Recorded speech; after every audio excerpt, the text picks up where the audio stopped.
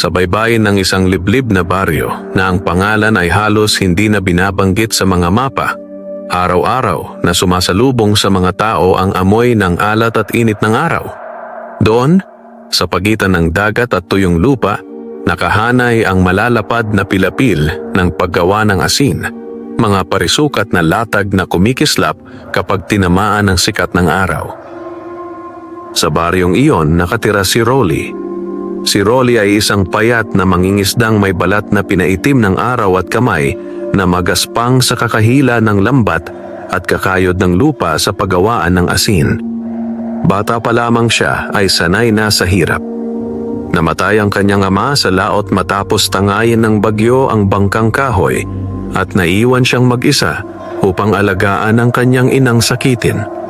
Tuwing madaling araw, bago pa sumilip ang araw, gising na si Rolly. Tahimik ang paligid, tanging alon lamang ang maririnig.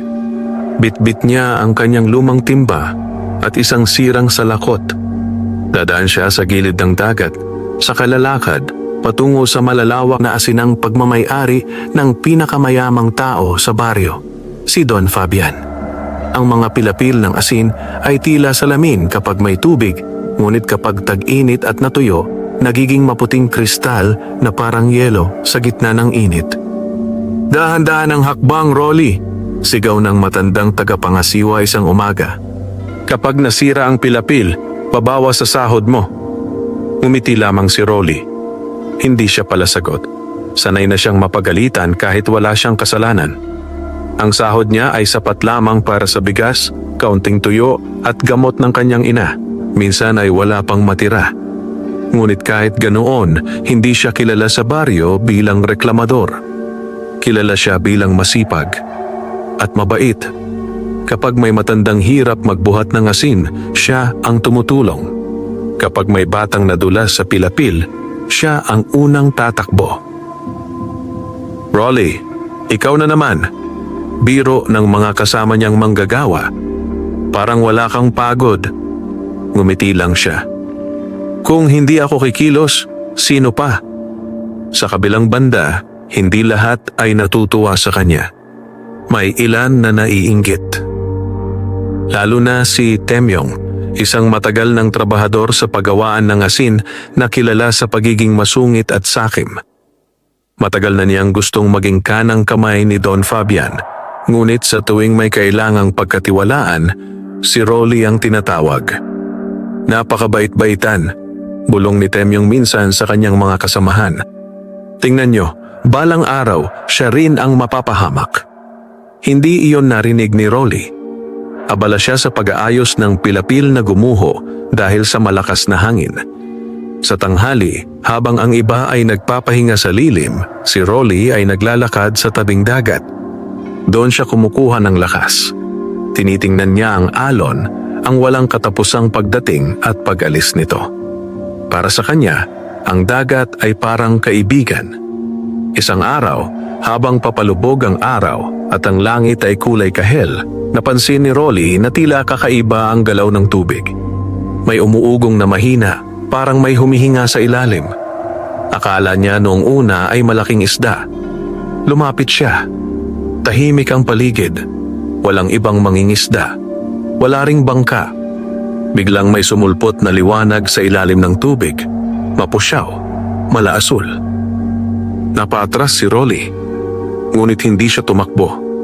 May kung anong hatak ang liwanag. Dahan-dahan siyang lumapit sa mababaw na bahagi ng dagat. At doon niya nakita isang kamay. Maputi. Mahaba ang mga daliri. Unti-unting umaangat mula sa tubig. Napahinto ang tibok ng kanyang dibdib. Akala niya ay nalulunod na tao. "Hoy!" sigaw niya. "Sandali! Tutulong ako." Lumusong siya agad sa tubig kahit hindi niya alam ang lalim. Malamig ang dagat. Ngunit habang papalapit siya, napansin niyang hindi ito karaniwang kamay. May kumikislap na parang kaliskis. At mula sa tubig, unti-unting umangat ang isang mukha. Maputi, makinis, at may buhok na tila umaalon kahit walang hangin. Isang dalagang may mga matang kulay dagat. Napaatras si Rolly. Hindi sa takot, kundi sa gulat. Dahan-dahang nagsalita ang nilalang. "Salamat. Hindi ka tumakbo." Napatingin si Rolly sa ibaba. Sa halip na paa, may buntot. Malaperlas ang kinang ng kaliskis. Napabulong siya. Sirena, tahimik ang alon. Parang nakikinig ang dagat. Tumingin sa kanya ang sirena at sa unang pagkakataon, nakita ni Rolly ang takot sa mga mata nito. "Nasugatan ako," sabi nito mahina. "May mga taong humahabol sa akin." Napansin ni Rolly ang pulang bakas sa gilid ng kanyang buntot. Parang hiwa ng matalim na bagay. Hindi na siya nag-isip. "Sandali," sabi niya. "Huwag kang gagalaw." Pinunit niya ang laylayan ng kanyang lumang damit at maingat na itinali sa sugat. Hindi siya nagtanong kung totoo ba ito. Hindi siya nagduda. Tumulong lang siya. Tahimik na napatitig sa kanya ang sirena. "Bakit mo ako tinutulungan?" tanong nito. Ngumiti si Rolly. Kung may nasasaktan, tinutulungan. Umihip ang hangin mula sa dagat. At sa sandaling iyon, tila nagbago ang kulay ng tubig. Mas malinaw, mas maliwanag. Dahan-dahang nagsalita ang sirena. "Rolly, kilala kita." Napakunot ang noo ng binata. "Ako? Matagal na kitang pinagmamasdan," sabi nito. "Ikaw ang tanging taong hindi sakim sa baryong ito." Hindi alam ni Rolly ang isasagot. Tanging tunog ng alon ng namamagitan sa kanila. Pahingi ng tulong, pakiusap ng sirena. "Kapag gumaling ako, babawi ako." Umiling si Rolly. "Hindi kailangan." Ngunit ngumiti ang sirena, isang ngiting may lihim.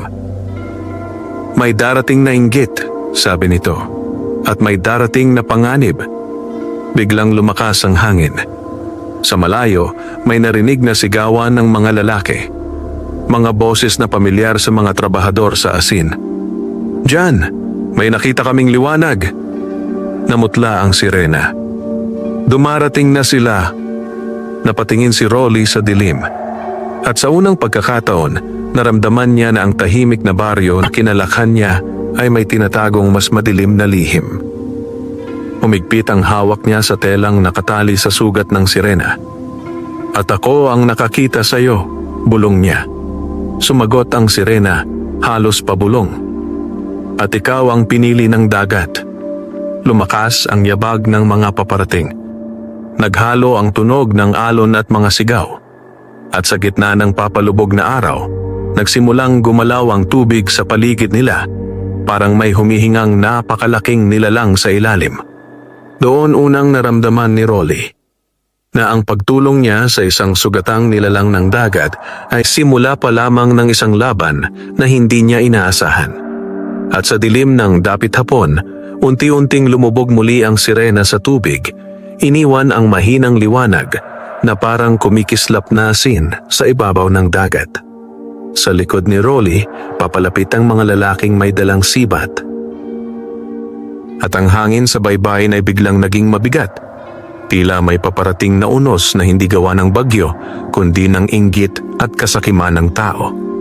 Humahampas ang alon sa pilapil ng dalampasigan habang papalapit ang mga yabag ng mga lalaki. Naririnig ni Rolly ang kalansing ng bakal, mga sibat na ginagamit nila sa panghuhuli ng malalaking isda. Huminga siya ng malalim. Wala na ang sirena. Tanging mahinang alon at kumikislap na tubig ang naiwan sa harap niya. "Rolly!"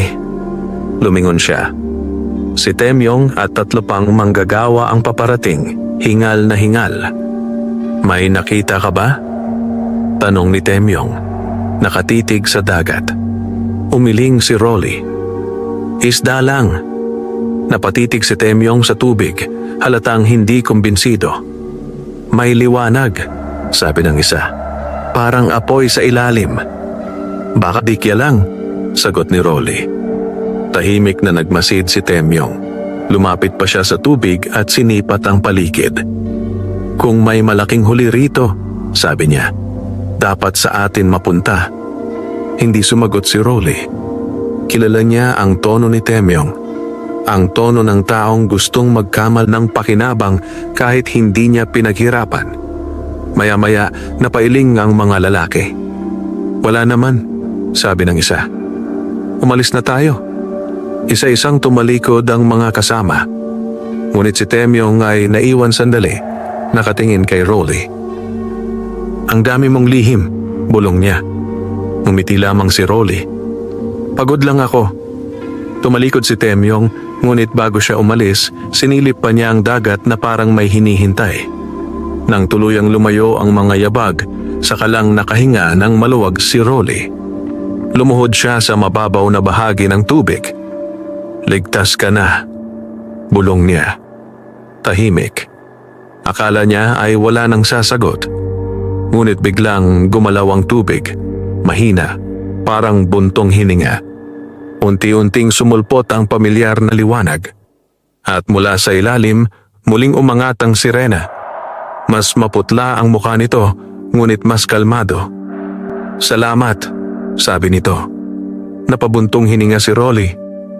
Akala ko nahuli ka nila. Hindi nila ako nakikita kapag may taong nagtatanggol sa akin, sagot ng sirena. Napakunot ang noo ni Rolly. Anong ibig mong sabihin? May batas ang dagat, sabi nito. Kapag ang isang tao ay tumulong ng walang kapalit, nagkakaroon siya ng basbas. Hindi sanay si Rolly sa ganitong usapan. Ngunit hindi rin siya natatakot. Umupo siya sa buhanginan. Ano ang ginawa nila sa'yo? Tanong niya. Tumingin ang sirena sa malayo, sa bahagi ng dagat na mas madilim. May mga taong gustong hulihin ako, sabi nito. May naniniwalang ang kaliskis ko ay ginto. Naalala ni Rolly ang mga kwento sa baryo, mga mangingisdang nawawala, mga gabi na may kakaibang liwanag sa dagat. Mga tao rin? Tanong niya. Oo, sagot ng sirena. Mga sakim. Tahimik ang hangin. May kirot sa dibdib ni Rolly. Kilala niya ang salitang iyon. Sakim. Dahan-dahang inangat ng sirena ang kamay nito. May hawak itong maliit na kabibe. Kasing laki ng palad. Ngunit kumikislap na parang may liwanag sa loob. Iniligtas mo ako, sabi nito. Hindi ko pwedeng kalimutan. Humiling si Rolly. Hindi ko kailangan... Hindi ito bayad, putol ng sirena. Ito ay paalala. Inabot nito ang kabibe. Nag-alinlangan si Rolly, ngunit tinanggap niya. Mainit ang pakiramdam ng kabibe, parang may tibok. Kapag inilapit mo ito sa dagat, sabi ng sirena, maririnig mo ang katotohanan. Napatingin si Rolly. Anong katotohanan? Kung sino ang may malinis na puso at kung sino ang may inggit. Biglang lumakas ang alon, tila may dumaan na malakas na agos sa ilalim. Napahawak ang sirena sa sugat nito. Hindi pa ako magtatagal, sabi nito. Hinahanap pa rin nila ako. Babalik ka ba? Tanong ni Rolly, hindi niya namalayang nasabi. Ngumiti ang sirena. Kapag kailangan mo ako. Muling lumubog ang kalahati ng katawan nito sa tubig. Makinig ka, dagdag nito. Ang baryong ito ay matagal nang binabantayan ng dagat. Humigpit ang hawak ni Rolly sa kabibe. May darating na araw na susubukin ka, sabi ng sirena. At doon mo malalaman kung sino ang kakampi at sino ang kaaway. Sa malayo, muling narinig ang sigaw ng mga lalaki. Mas marami na sila ngayon. May dalang lampara. Namutla ang sirena. Kailangan kong umalis. Sandali Ngunit bago pa makapagsalita si Rolly, umikot ang tubig sa paligid ng sirena. Parang may higanting kamay na humila pababa.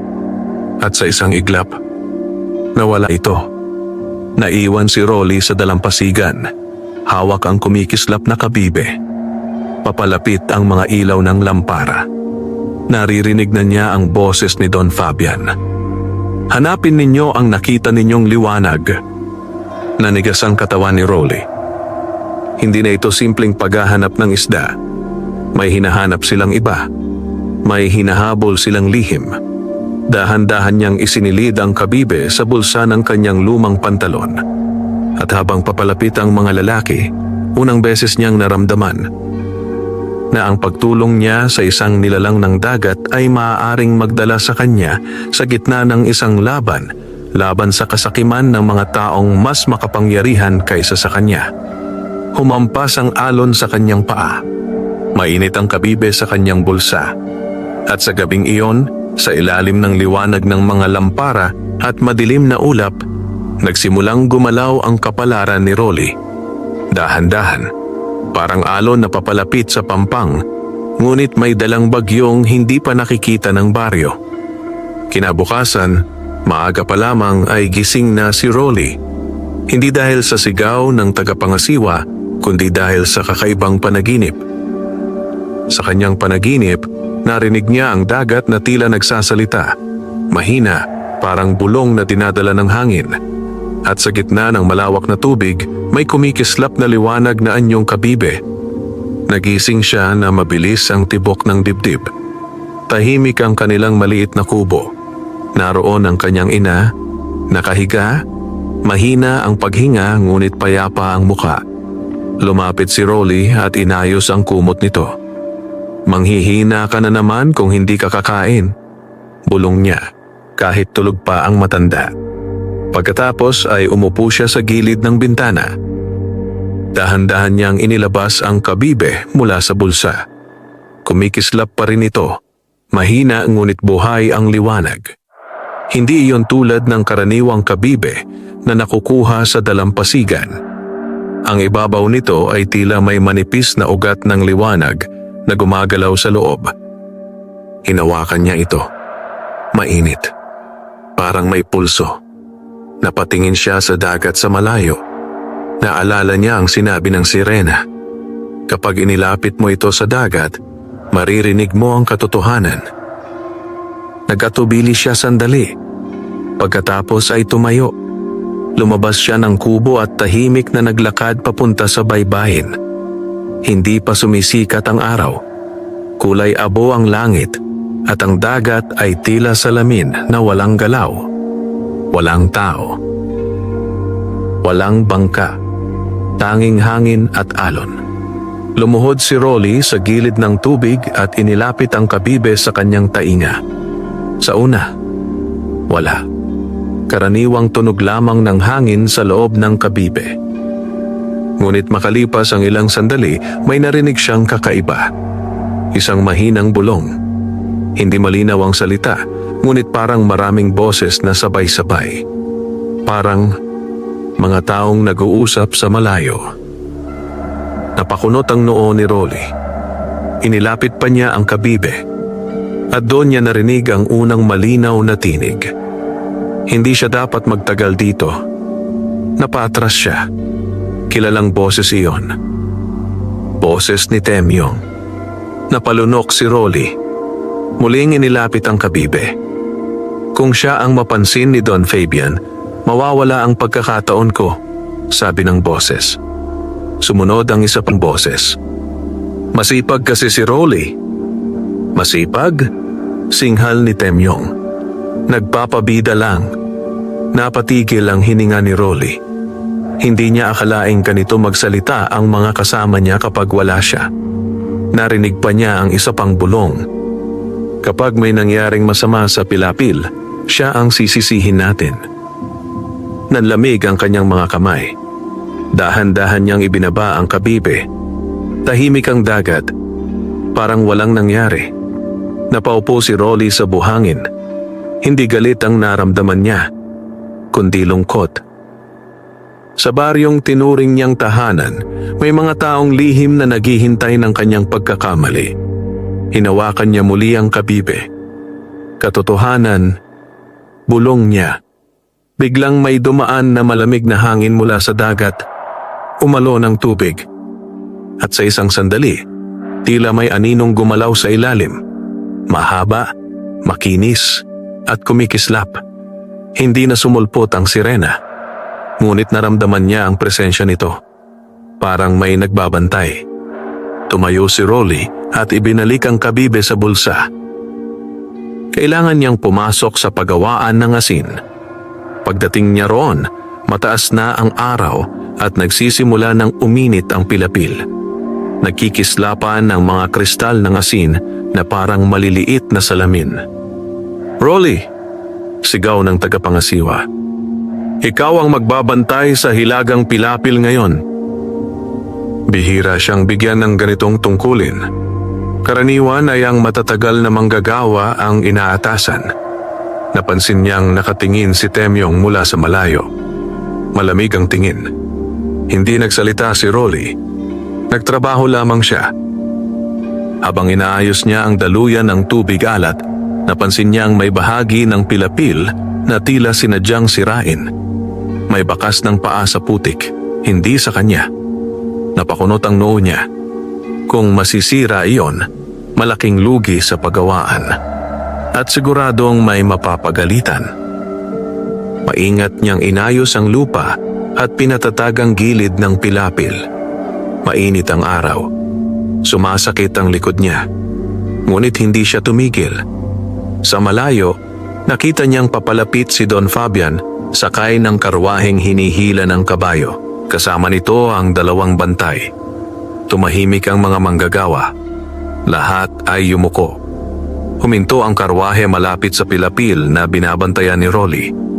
Tumingin si Don Fabian sa paligid. Matalimang mata, parang laging may hinahanap na pagkakamali. "Sino ang nagayos nito?" tanong niya, tinuturo ang pilapil. Walang sumagot. Nagkatinginan ng mga manggagawa. Itinuro ng tagapangasiwa si Rolly. "Iyan po, si Rolly."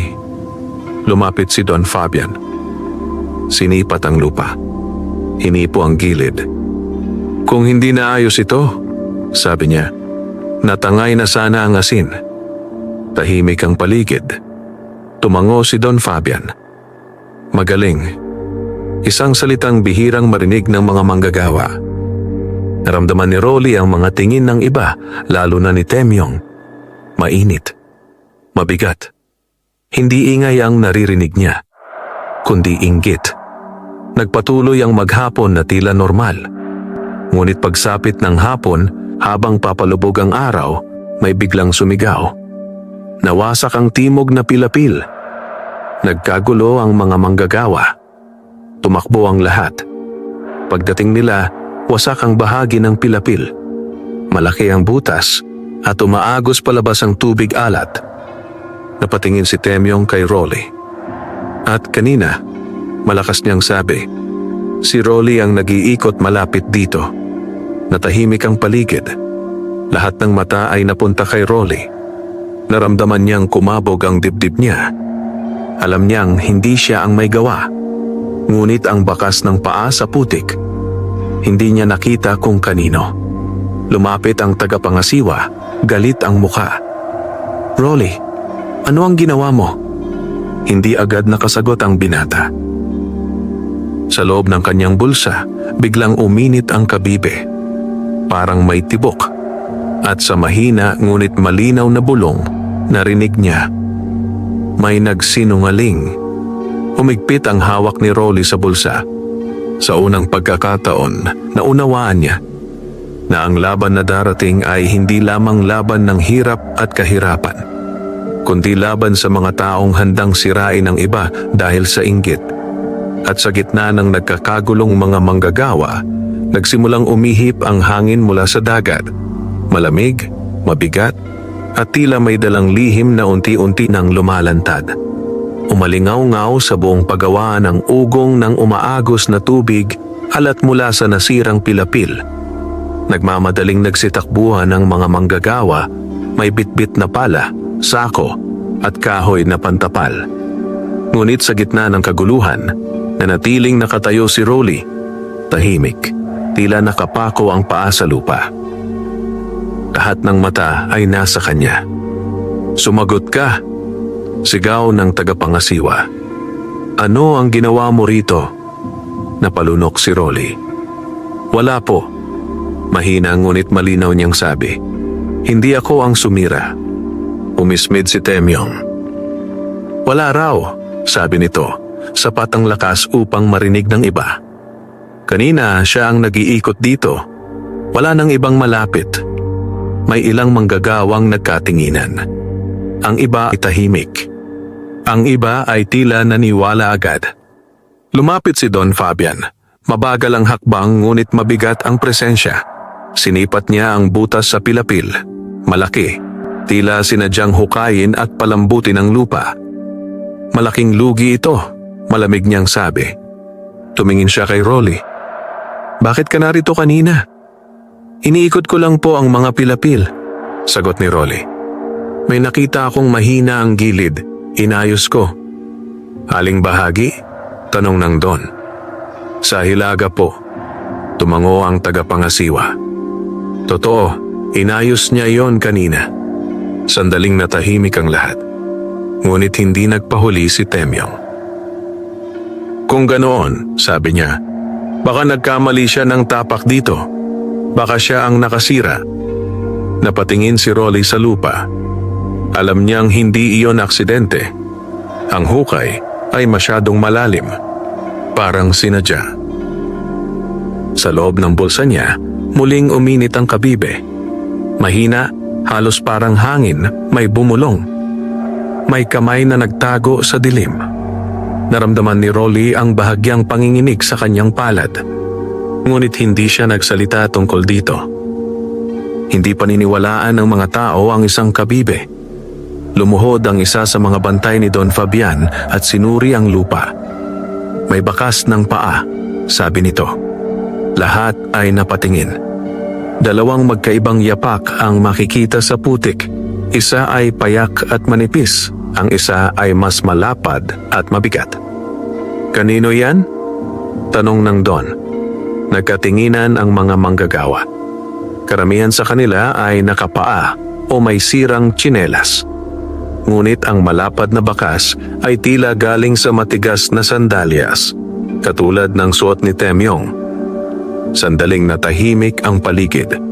Napansin iyon ni Rolly. Ngunit hindi siya nagsalita. Si Temyong ang unang umimik. Marami namang dumadaan dito, mabilis niyang sabi. Hindi ibig sabihin ako agad. Tumingin ang Don sa lahat. Mawawala ang kalahati ng ani kung hindi ito maaayos ngayon. Walang gustong sumagot. Walang gustong mapagbintangan.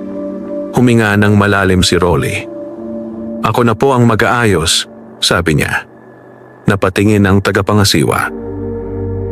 Malalim iyan. Aabutin ka ng gabi. Mas mabuti na po iyon kaysa tuluyang masira. Tumingin si Don Fabian kay Rolly. Mahaba, matalim. Parang sinusukat ang kanyang pagkatao. Sige, sabi nito. Ayusin mo. Nagkilos ang mga manggagawa. Nagbuhat ng lupa, naghakot ng asin, naglatag ng kahoy. Ngunit si Rolly ang nasa gitna. Siya ang sumasalag sa agos ng tubig alat habang tinatambakan ng butas. Mainit ang hangin. Masakit sa mata ang puting kislap ng asin. Sumasakit ang likod niya sa kakayuko. Ngunit hindi siya tumigil. Sa gilid tahimik na nakamasid si Temyong. Minsan ay napapailing. Minsan ay nakangisi. Habang papalubog ang araw, unti-unting bumagal ang agos. Napuno ang butas, napatatag ang gilid. Tumigil na ang tagas, sigaw ng isang manggagawa. Nakahinga ang lahat. Napaupo si Rolly sa lupa, hinihingal. Puno ng putik ang kanyang kamay. Lumalapit ang dilim. Lumapit ang tagapangasiwa at sinuri ang pagkakaayos. Matibay, sabi nito. Kung hindi ito naagapan, tuloy-tuloy ang sira. Dumating si Don Fabian. Tinitigan ang pilapil. Pagkatapos ay tumingin kay Rolly. Magaling ang pagkakaayos, sabi niya. Hindi iyon papuri na malambing, ngunit malinaw. Sa gilid, napansin ni Rolly ang pagigting ng panga ni Temyong. Parang may pinipigil na galit. Unti-unting nag-uwian ang mga manggagawa. Ang langit ay naging kulay ube at kahel. Naiwan sandali si Rolly sa pilapil, naglilinis ng gamit. Maya-maya may marahang yabag sa likod niya. Lumingon siya. Walang tao. Ngunit sa hangin, may amoy ng dagat, mas maalat kaysa karaniwan. At mula sa malayo, narinig niya ang mahinang awit. Hindi salita, kundi himig, malungkot, pamilyar. Napatingin siya sa dagat. Kumikislap ang ibabaw kahit madilim na. Sa bulsa niya, muling uminit ang kabibe. Mahina, ngunit malinaw, may boses na bumulong. Hindi natapos ang inggit. Napalunok si Rolly. Sa likod ng katahimikan ng baryo, may gumagalaw na galit na hindi pa nakikita ng iba. At habang pinagmamasdan niya ang dagat, naramdaman niyang ang tulong na ibinigay niya sa isang nilalang ng kailaliman ay unti-unti nang naglalapit sa kanya sa isang laban na hindi na kayang iwasan. Sa dapit hapon na iyon, sa pagitan ng asin at alon, nagsimulang tumigas ang puso ng ilang tao. At kasabay nito, mas lalong luminaw ang landas na tatahakin ni Rolly kahit hindi pa niya alam kung gaano kadilim ang susunod na mga gabi. Gabing-gabi na nang makauwi si Rolly sa kanilang maliit na kubo. Tahimik ang baryo. Iilan na lamang ang ilaw mula sa gasera ang kumikislap sa malalayong bahay. Ang hangin ay malamig at may dalang amoy ng dagat at tuyong asin.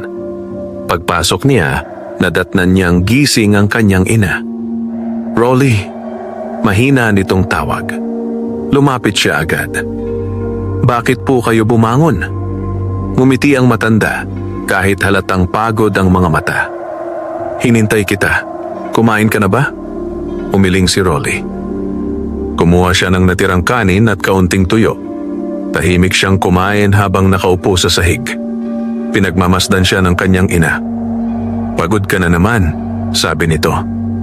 Okay lang po, sagot ni Rolly. Naayos naman ang pilapil. Tumango ang matanda, ngunit tila may gustong sabihin. Mag-ingat ka. Mahina nitong dagdag.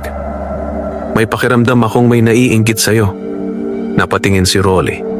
Hindi niya sinabi ang narinig niya mula sa kabibe. Hindi rin niya sinabi ang nangyari sa dagat. Ayos lang po ako, sagot niya. Ngunit sa loob-loob niya, alam niyang hindi na simple ang lahat. Maya-maya, pinahiga niya ang kanyang ina at pinatay ang gasera. Humiga siya sa sahig, ngunit hindi agad nakatulog. Mainit ang pakiramdam ng kabibe sa bulsa niya. Parang may buhay. Ilang sandali pa, narinig niya ang isang tunog. Mahina, parang awit. Napadilat si Rolly. Tahimik ang loob ng kubo. Ngunit ang himig ay malinaw, galing sa labas. Dahan-dahan siyang bumangon upang hindi magising ang kanyang ina. Lumabas siya. Madilim ang paligid, tanging buwan ang nagbibigay ng liwanag. Ang dagat ay kumikislap na parang may maliliit na bituin sa ibabaw. At doon, narinig niya muli ang awit. Malungkot ngunit maganda. Parang tinatawag siya. Hindi siya nagdalawang isip. Naglakad siya patungo sa dalampasigan. Habang papalapit, mas luminaw ang himig. Parang boses ng babae na may halong tunog ng alon. Pagdating niya sa pampang, biglang tumahimik ang hangin. Huminto ang awit. Ngunit ang tubig ay nagsimulang kumislap. Unti-unting umangat ang pamilyar na liwanag. At mula sa ilalim ng dagat, dahan-dahang sumulpot ang sirena. Mas maayos na ang itsura nito. Nawala na ang pamumutla. Ang sugat sa buntot ay may manipis na bakas na lamang. Bumalik ka, bulong ni Rolly. Ngumiti ang sirena. Tinawag kita. Umupo si Rolly sa buhangin. Bakit? Tumingin ang sirena sa baryo sa mga ilaw na unti-unting namamatay.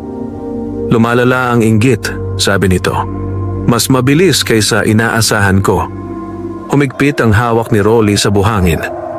Pinagbintangan nila ako. Alam ko, sagot ng sirena. Naririnig ng dagat ang mga bulong ng tao. Tahimik ang alon. Maya-maya, itinaas ng sirena ang kamay nito. May hawak itong maliit na sisidlang tila yari sa perlas, singliit ng palad. Kumikislap ang loob nito na parang may pinong buhangin na ginto. "Iniligtas mo ako," sabi nito. "Panahon na para tulungan kita." Umiling si Rolly. "Hindi ko kailangan ng..." "Hindi ito kayamanan," putol ng sirena. "Ito ay biyaya." Inilapag nito ang sisidlan sa mababaw na tubig malapit sa paa ni Rolly. Bawat butil niyan ay asin ng dagat na may basbas. Paliwanag nito, "Kapag ginamit mo sa tama, hindi ka magkukulang." Napatingin si Rolly. "Hindi ako sanay tumanggap." Ngumiti ang sirena. Banayad. "Hindi ito kapalit, ito ay gabay." Dahan-dahang kinuha ni Rolly ang sisidlan. Magaan, ngunit may init. "Paano kung malaman ng iba?" tanong niya. Naging seryoso ang mukha ng sirena. "Kapag nalaman ng sakim," sabi nito, "hindi kanila titigilan." Humigpit ang dibdib ni Rolly. "Bakit ako?" Tumingin ang sirena diretso sa kanyang mga mata. "Dahil ikaw ang hindi humingi." Tahimik ang gabi. May dumaan na malamig na hangin. Sa malayo, may kumalansing na bakal. Parang may taong naglalakad sa dalampasigan. Namutla ang sirena. "May sumusunod sa'yo," mahina nitong sabi. Napalingon si Rolly sa dilim. May aninong gumalaw sa likod ng mga bangka. Hindi malinaw kung sino. "Umalis ka na," sabi ng sirena. "Babalik ka pa ba?" tanong ni Rolly. "Kapag kailangan mo," sagot nito. Unti-unting lumubog ang katawan nito sa tubig. Bago tuluyang mawala, muli itong nagsalita. "Darating ang gabi na susubukan ang puso mo." Nawala ang liwanag. Tahimik ang dagat. Nanatili si Rolly sa pampang, hawak ang maliit na sisidlan. Sa likod niya, muling gumalaw ang anino. May mahinang yabag sa buhangin. Mabagal. Maingat. Parang may taong nagmamasid. Hindi siya agad lumingon. Ngunit ramdam niya na hindi na lihim ang lahat. At sa gabing iyon, sa ilalim ng malamlam na buwan, nagsimula ang mas mabigat na pag-ikot ng kapalaran. Isang landas na hahantong sa pagsubok kung ang kabutihan ba ay kayang manaig laban sa inggit na unti-unti nang nagiging kasakiman.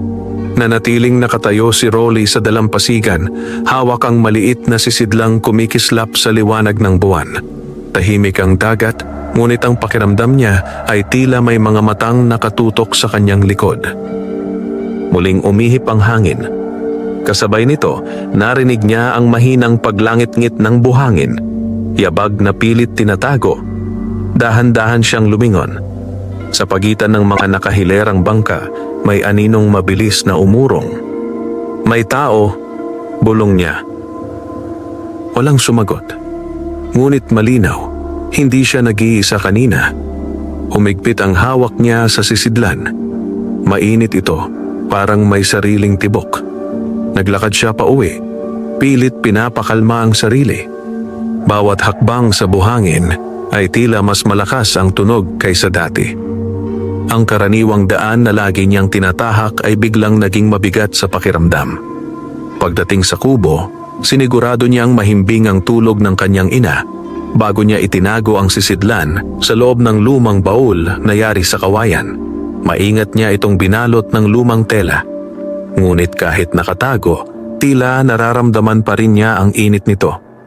Humiga siya, ngunit hindi agad nakatulog. Sa labas, may dumaan na hangin. At sa pagitan ng ihip, may sandaling parang may narinig siyang bulong. Malayo, parang galing sa dagat. Pagmulat niya kinabukasan, mataas na ang araw. Nahuli siya ng gising. Bihira itong mangyari. Agad siyang bumangon at naghanda. Pagdating niya sa paggawaan ng asin, kakaiba ang katahimikan. Karaniwan, maingay na ang mga manggagawa, may biruan, may sigawan. Ngunit ngayon, pabulong ang usapan. Pagdaan niya, napansin niyang tumitigil ang iba sa pagsasalita. May ilang umiwas ng tingin. May ilan namang mariing nakatitig. Naroon si Temyong, nakasandal sa poste, nakangising tila may alam na hindi sinasabi. Lumapit ang tagapangasiwa. "Rolly," sabi nito, "may nag-report na may nakita raw kagabi sa dalampasigan." Nanlamig ang batok niya. "Ano po yon?" "Liwanag na naman," sagot ng matanda. "At may taong kausap." Biglang naramdaman ni Rolly ang bigat sa dibdib. "Sino raw?" Umiling ang tagapangasiwa. Hindi nakita ang muka, anino lang. Mula sa likod, narinig ang boses ni Temyong. "Baka multo ng dagat." Biro nito, ngunit may halong panunukso. O baka may lihim na kausap si Rolly. May ilang nagtawanan, mahina ngunit matalim. Hindi sumagot si Rolly. Tahimik siyang nagtrabaho. Ngunit ramdam niya ang mga tingin. Parang bawat galaw niya ay binabantayan. Habang inaayos niya ang mga latag ng asin, napansin niyang may bagong bakas ng paa sa tuyong bahagi ng pilapil. Malapad, mabigat at sariwa. Hindi iyon bakas ng karaniwang manggagawa. Mas malalim. Parang may dalang bigat ang naglakad. Napatingin siya sa paligid. Walang malapit. Sa loob ng bulsa niya, uminit ang kabibe. Mahina, ngunit malinaw, may bumulong. Hindi lang inggit ang gumagalaw. Napalunok si Rolly. May iba pa? Hindi niya alam kung kanino niya itinanong. Sa sarili ba o sa dagat? Biglang may sigaw mula sa dulo ng pagawaan. Nawala ang isang sako ng asin. Nagkagulo ang mga tao. Tumakbo ang ilan. Lumapit si Don Fabian kasama ang mga bantay. "Paano mawawala?" Galit na tanong nito. "Kanina lang narito," sagot ng isang trabahador. Nagkatinginan ng mga tao at tulad ng inaasahan, unti-unting napunta ang mga mata kay Rolly. "Siya ang malapit dito kanina," sabi ni Temyong. Kumunot ang noo ni Rolly. "Hindi po ako." "Lagi kang nasa tamang lugar," putol ni Temyong. "O baka sinasadya?" Umigting ang panga ni Don Fabian. "Kapag may nagnanakaw sa akin," malamig niyang sabi, "hindi ko pinapalampas." Tahimik ang paligid. Tanging ihip ng hangin ang maririnig. Naramdaman ni Rolly ang pintig ng kabibe sa bulsa. Mas malakas kaysa dati. At sa loob ng kanyang isipan, may pumasok na mahinang tinig. Hanapin ang tubig. Napakunot ang noo niya. Napatingin siya sa likod ng mga pilapil, sa maliit na kanal kung saan dumadaloy ang sobrang alat na tubig pabalik sa dagat. Dahan-dahan siyang lumakad papunta roon. Sumunod ang ilang manggagawa. Pagdating nila, napansin agad. May nakatagong sako sa likod ng tambak na kahoy, kalahating basa ng alat na tubig. "Etong nawawala," sigaw ng isa. Nagkagulo ang lahat. Napatingin si Don Fabian. "Sinong nagtago nito?" Walang sumagot. Ngunit malinaw, hindi iyon basta naligaw. Sadyang isiniksik. Napatingin si Rolly sa putik. May bakas ng paa. Malapad. Kapareho ng nakita niya kanina. Unti-unti siyang napatingin kay Temyong. Sandaling nagkatama ang kanilang mga mata. At sa isang iglap, umiwas si Temyong ng tingin. Tahimik ang paligid. Mabigat. Parang may lihim na gustong sumabog. Sa bulsa ni Rolly, muling uminit ang kabibe. At ang bulong ay mas malinaw na ngayon. Ang sakim ay hindi tumitigil hanggat hindi nabubunyag. Humigpit ang hawak ni Rolly sa kanyang kamay. Sa unang pagkakataon, hindi na lamang siya nagtatanggol. Nagsisimula na siyang makakita. At sa ilalim ng tirik na araw, sa gitna ng asin at pawis, unti-unting lumilitaw ang mas malalim na galaw ng inggit. Hindi na simpleng paninira, kundi isang planong dahan-dahang hinahabi sa likod ng katahimikan ng baryo. Maghapon na mabigat ang hangin sa paggawaan ng asin.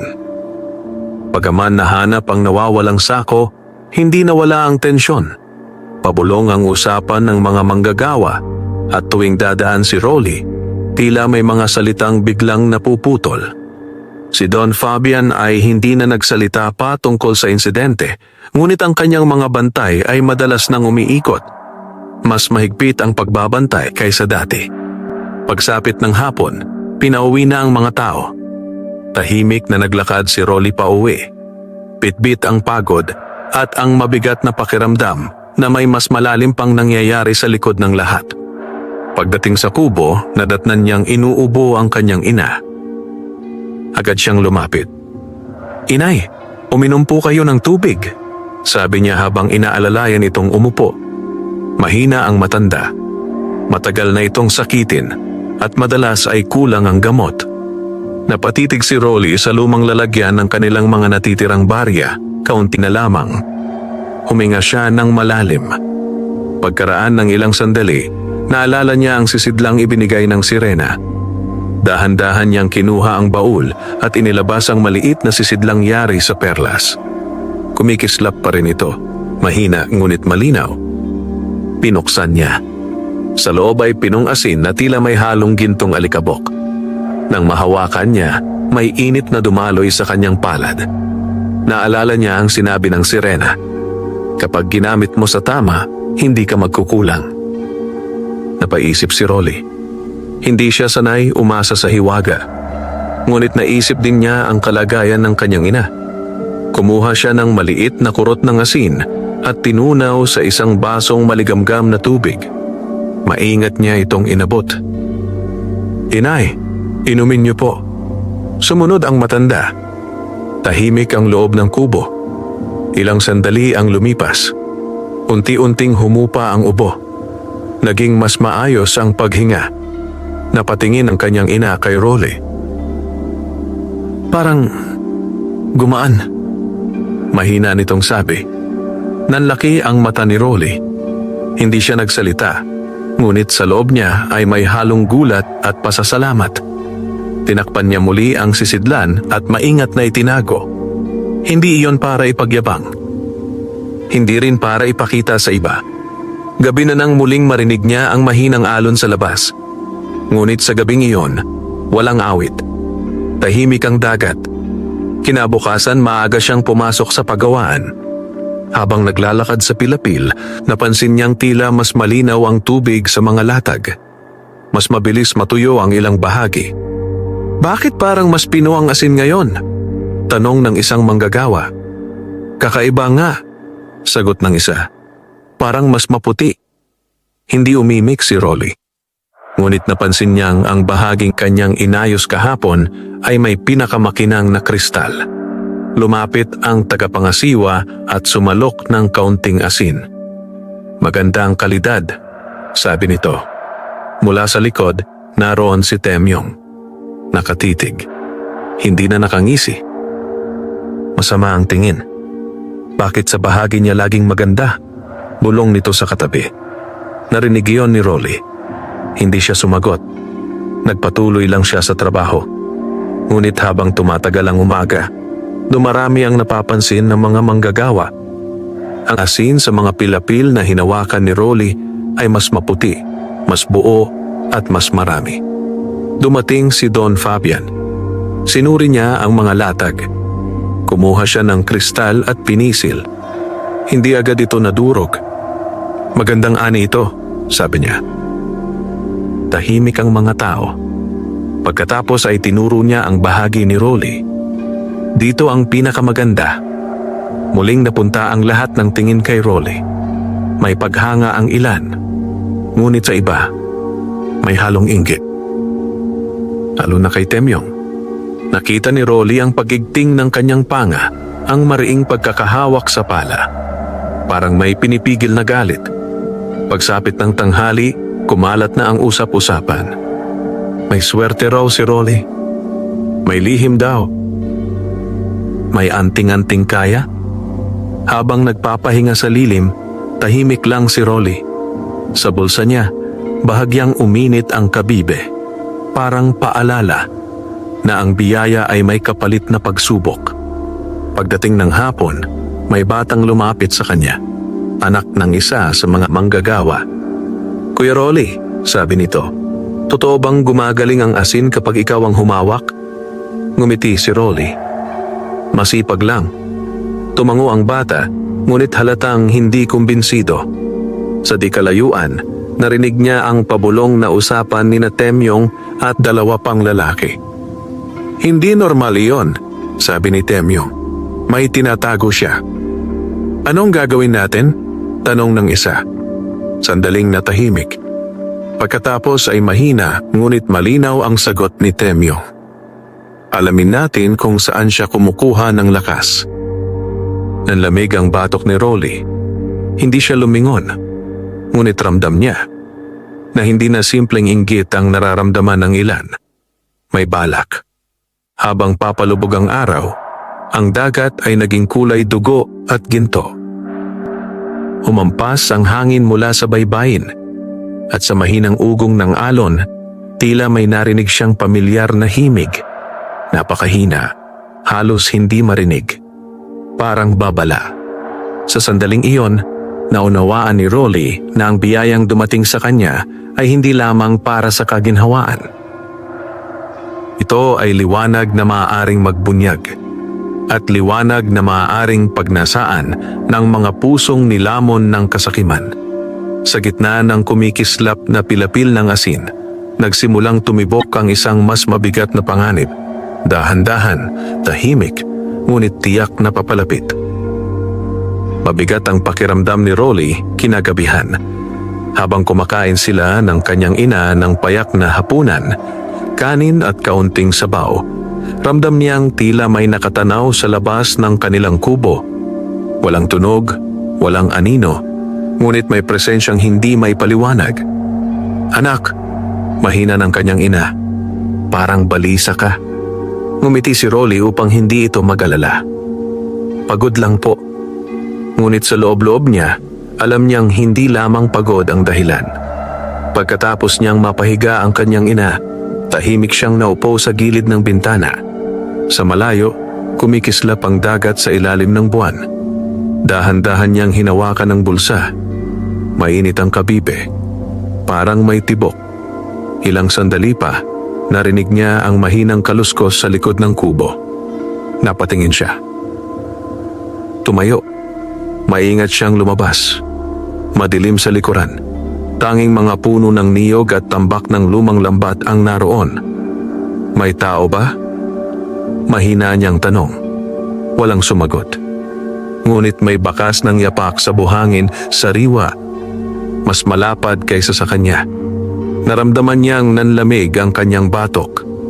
Hindi iyon hangin. May nagmamasid. Maya-maya narinig niya ang pamilyar na himig mula sa dagat. Mahina. Malungkot. Tumigil ang kanyang paghinga. "Sirena," bulong niya. Hindi na siya nagdalawang isip. Naglakad siya patungo sa pampang. Habang papalapit, napansin niyang mas maliwanag ang tubig kaysa dati. Parang may mga bituing lumulutang sa ilalim. Sumiklab ang mahinang liwanag. At mula sa alon, unti-unting umangat ang sirena. Mas malinaw ngayon ang anyo nito. Ang buhok ay tila pilak sa ilalim ng buwan. At ang buntot ay kumikislap na parang perlas na nabasa ng hamog. "Tinawag mo ako," sabi ni Rolly. Umiling ang sirena. "Hindi," sagot nito. "Tinawag ka ng panganib." Napalunok si Rolly. "May sumusunod sa'yo," dagdag nito. "Hindi isa, kundi higit pa." Tahimik ang alon. "Alam kong may nagmamasid," sabi ni Rolly. Tumingin ang sirena sa dilim ng baybayin. "Ang inggit ay nagiging kasakiman," sabi nito. "At ang kasakiman ay nagiging karahasan." Naramdaman ni Rolly ang bigat ng mga salita. "Anong gagawin ko?" Ilang sandali siyang tinitigan ng sirena, parang sinusukat ang kanyang loob. Pagkatapos, inilubog nito ang kamay sa tubig. Muling sumulpot ang isang bagay. Isang maliit na piraso ng kabibe na nakatali sa manipis na hibla ng damong dagat, parang kwintas. Kumikislap ang gitna nito. Ito ay panangga, sabi ng Serena. Hindi laban sa sugat ng katawan, kundi laban sa panlilin lang. Inabot nito kay Rolly. Nag-alinlangan siya. Hindi ko alam kung karapat-dapat ako. Ang taong hindi naghahangad ng kapangyarihan, sagot ng Serena, ang siyang kayang humawak nito. Dahan-dahan niyang tinanggap ang kwintas. Pagkahawak niya, dumaloy ang malamig na init sa kanyang dibdib, parang alon na pumasok at kumalma. Kapag may nagsisinungaling sa harap mo, paliwanag ng Serena, manginginig iyan. Humigpit ang hawak ni Rolly. Sa malayo, biglang may narinig na kaluskos. Mas malakas kaysa kanina. Parang may natapakang tuyong kahoy. Namutla ang sirena. Dumating na sila. Napalingon si Rolly. Sa likod ng mga bangka may 3 anino. Hindi malinaw ang mukha. Ngunit may hawak na mahahabang bagay, tila sibat o kawayan. Biglang lumakas ang hangin. Umalon ang dagat. Kailangan mong umalis, sabi ng sirena. Hindi kita iiwan. Hindi mo ako kailangang iligtas, putol nito. Ang sarili mo ang iligtas mo.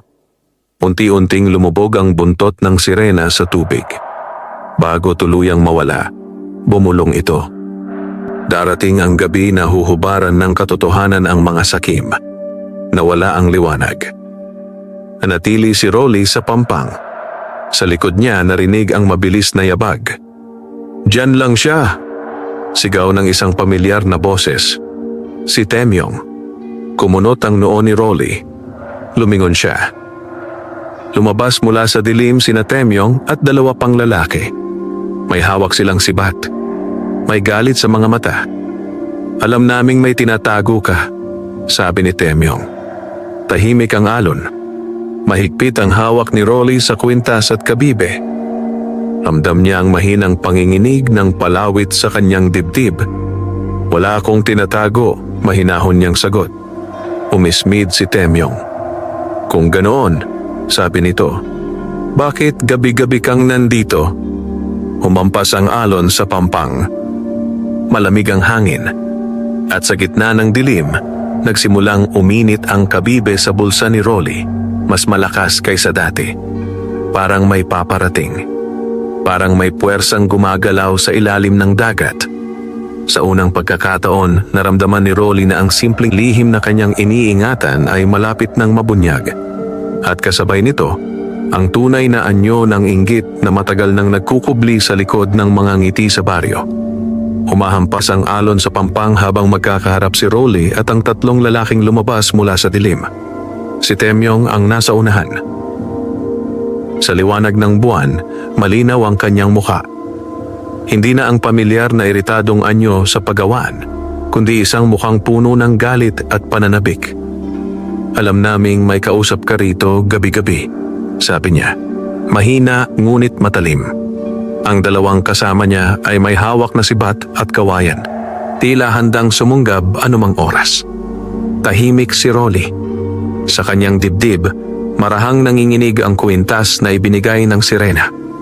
Naalala niya ang sinabi nito. Kapag may nagsisinungaling sa harap mo, manginginig iyan.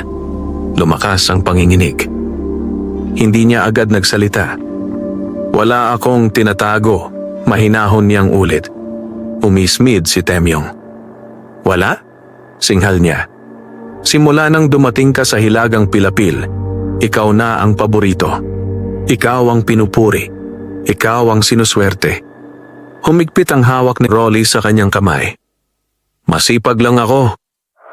Hindi sapat ang sipag para magbago ang ani. Putol ni Temyong. Humakbang siya palapit. May anting-anting ka. Tahimik ang gabi. Ang alon ay tila huminto sa paghinga. Wala, sagot ni Rolly. Mas lalong nanginig ang kwintas. Napansin niyon ni Rolly. At doon niya naunawaan. Hindi lamang hinala. May alam si Temyong. Kung wala, sabi ng isa sa mga kasama, bakit gabi-gabi kang nandito? Suminghap ang hangin mula sa dagat. Sa bulsa ni Rolly, biglang uminit ang kabibe, parang may apoy na pinipigil. Naramdaman niyang may gumagalaw sa ilalim ng tubig. Mabigat, malalim, ngunit hindi pa lumilitaw. "Umuwi na kayo," sabi ni Rolly. Pinipilit manatiling kalmado. Walang mapapala rito. Biglang tumawa si Temyong. Mababa, walang saya. "Meron," sabi niya. "Kung ano man ang pinanggagalingan ng swerte mo, kukunin namin." Nanlamig ang paligid. Humakbang ang dalawang lalaki sa magkabilang gilid ni Rolly. Parang hinaharangan ang daan pabalik sa baryo. "Hindi sa inyo ang dagat," sabi ni Rolly. "Walang may-ari sa swerte," sagot ni Temyong. Inaangkin niyon. Biglang umalon ng malakas ang tubig. Napalingon ang tatlo. Sa gitna ng dagat, may mahinang liwanag na umusbong, mala-asul, kumikislap. Namutla ang isa sa mga kasama. "Temyong, manahimik ka," putol niya, ngunit halatang kinabahan. Lumakas ang hangin. Umaalon ang tubig kahit walang bagyo. Humigpit ang hawak ni Rolly sa kwintas. Nanginginig ito, hindi lamang dahil sa kasinungalingan, kundi parang may mas malaking puwersang dumarating. "Anong tinatago mo?" sigaw ni Temyong. "Wala," sagot ni Rolly. Mas malakas ang panginginig ng kwintas. At sa sandaling iyon, naunawaan ni Rolly. Ang galit ni Temyong ay hindi lang inggit. Takot din. Takot na maiwan. Takot na walang makuha. "Buong buhay kitang nakitang mahirap," sabi ni Temyong, nanginginig ang boses. "Tapos bigla kang aangat?" Tahimik ang alon.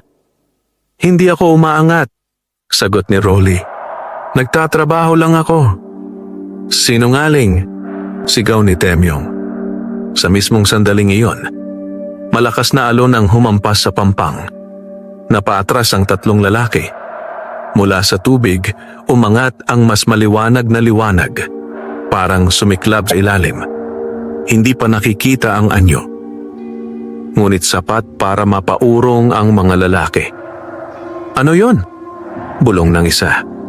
Napaatras pa si Temyong, ngunit pilit nagmatapang. "Panakot lang yan," sabi niya, kahit halatang kinakabahan. Sa bulsa ni Rolly, kumabog ang kabibe, parang may tibok na sumasabay sa alon. At sa hangin, may narinig siyang pamilyar na himig. Ang awit ng sirena. Mahina, ngunit malinaw. Biglang umikot ang tubig sa harap nila, parang may malaking buntot na dumaan sa ilalim. Napahulog sa buhangin ang isa sa mga sibat. "Temyong, umalis na tayo," nanginginig na sabi ng kasama. Ngunit nanatili si Temyong, bagaman umatras ng isang hakbang. Nakatitig siya kay Rolly, galit at takot ang naghahalo sa kanyang muka. "Hindi pa tapos ito," sabi niya. Umampas muli ang alon. Mas malakas. Tumalsik ang tubig hanggang tuhod nila. Sa takot, biglang tumalikod ang dalawang kasama at tumakbo palayo. Sandaling nag-atubili si Temyong. Pagkatapos ay umatras din. Mabagal, hindi inaalis ang tingin kay Rolly. "Babantayan kita," banta niya. At saka siya tuluyang tumalikod. Naiwan si Rolly sa pampang. Tahimik ang gabi. Unti-unting humupa ang alon. Ang liwanag sa tubig ay naging mahina hanggang sa maglaho. Huminga ng malalim si Rolly. Ramdam pa rin niya ang pintig ng kabibe at ang malamig na init ng kwintas sa kanyang dibdib. Sa sandaling iyon, malinaw na sa kanya. Hindi na simpleng chismis o paratang ang kinakaharap niya. May mga taong handang manakit para makuha ang hindi kanila. At sa gitna ng tahimik na dagat, naramdaman niyang ang susunod na pagsubok ay hindi na lamang tungkol sa pagtatanggol sa sarili, kundi sa pagprotekta sa biyayang ipinagkatiwala sa kanya. Sa malayo, muling umihip ang hangin. At sa loob ng ugong ng alon, tila may bulong na umalingaw-ngaw. Isang paalala na ang kasakiman, kapag hindi napigilan, ay kayang itulak ang tao sa dilim na hindi na madaling balikan. Madilim pa ang langit nang magising si Rolly kinabukasan. Hindi dahil sa ingay, kundi sa bigat ng pakiramdam sa dibdib. Parang may paparating na hindi niya maipaliwanag. Sa labas, maririnig ang mahinang hampas ng alon at ang paghihip ng hangin na may dalang alat. Umupo siya at hinawakan ang kwintas. Tahimik na ito. Wala nang panginginig. Ngunit ang kabibe sa kanyang bulsa ay mainit. Parang may sariling hininga. Dahan-dahan siyang bumangon at sinilip ang kanyang ina. Mahimbing ang tulog nito.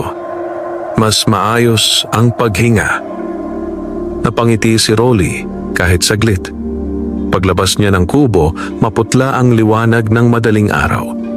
Ang baryo ay tila tahimik, ngunit may kakaibang kabigatan sa hangin. Parang may nangyaring hindi pa niya nalalaman.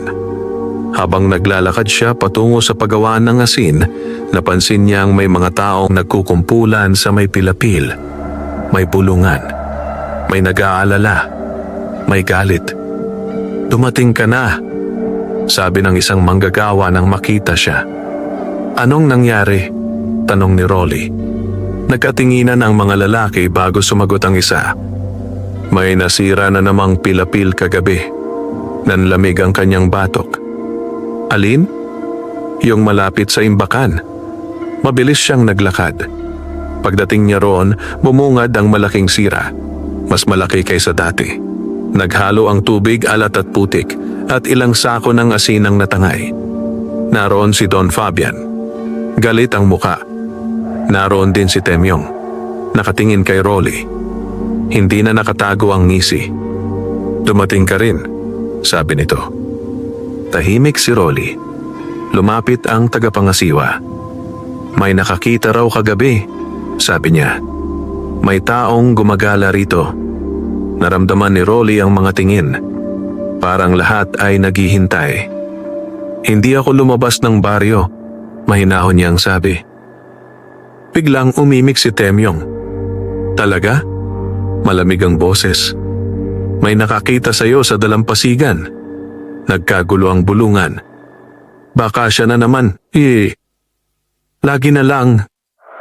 Humigpit ang panga ni Rolly. "Wala akong sinira. Pero nandun ka," sagot ni Temyong. "At tuwing may nangyayari, malapit ka." Sa dibdib ni Rolly, bahagyang nanginig ang kwintas. Hindi malakas, ngunit sapat. Nagsisinungaling. Napatingin siya kay Temyong. Diretso. Sa unang pagkakataon, hindi siya umiwas. Tahimik ang paligid. Maging si Don Fabian ay nakatitig. Huminga ng malalim si Rolly. "Kung ako ang may gawa," sabi niya, "bakit ko aayusin kahapon ang pilapil?" Walang agad nakasagot, ngunit mabilis na sumagot si Temyong. Para hindi mahalata, mas malakas ang panginginig ng kwintas. Halos maramdaman ni Rolly ang malamig na alon sa kanyang dibdib. Sa sandaling iyon, may mahinang ugong na nanggaling sa direksyon ng dagat. Napalingon ang ilan.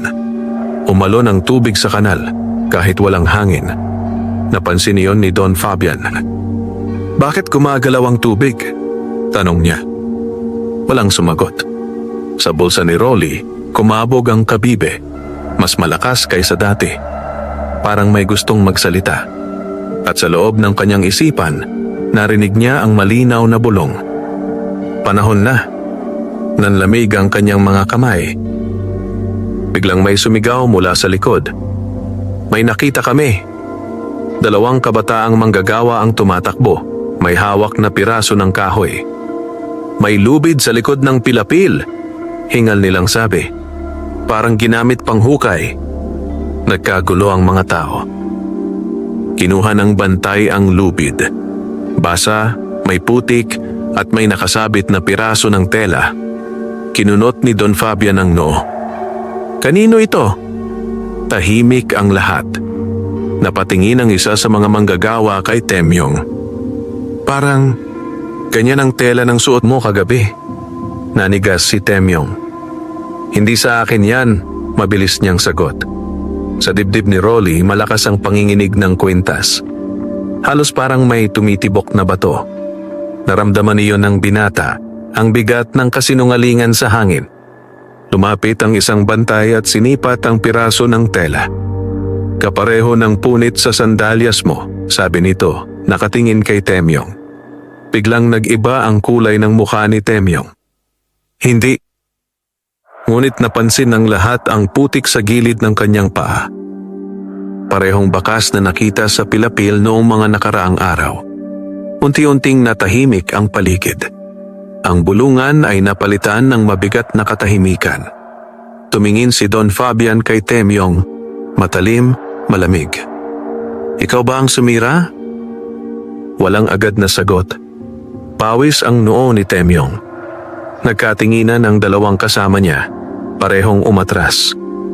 Humigpit ang kamao ni Temyong. At sa wakas, pumutok ang galit.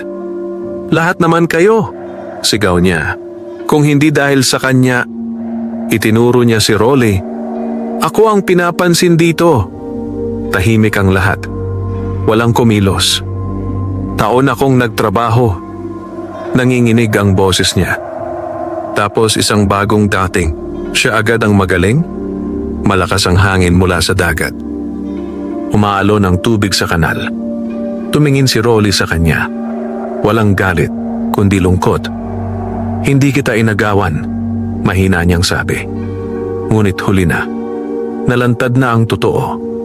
Ang inggit. Ang galit. Ang kasakiman. Huminga ng malalim si Don Fabian. Dahil sa inggit mo, malamig niyang sabi, nasira ang ani. Walang nakasagot. Tanging alon ang maririnig. Sa sandaling iyon, muling uminit ang kabibe sa bulsa ni Rolly. Ngunit ngayon ay banayad, parang humuhupa ang bagyo. Sa unang pagkakataon, nabunyag sa harap ng lahat ang ugat ng mga nangyayaring sabotahe. Ngunit habang unti-unting nagkakagulo ang mga tao sa paligid ni Temyong, naramdaman ni Rolly na hindi pa ito ang katapusan. Dahil sa loob ng hangin na nagmumula sa dagat, may natitirang bigat. Parang may mas malalim pang puwersang gumagalaw sa likod ng kasakiman ng tao. At sa ilalim ng kumikislap na pilapil ng asin, nagsimula pa lamang ang tunay na pagsubok. Kung ang katotohanang nabunyag ay sapat na upang mapigil ang dilim, o simula pa lamang ng mas mabigat na unos na darating sa baryo. Wakas.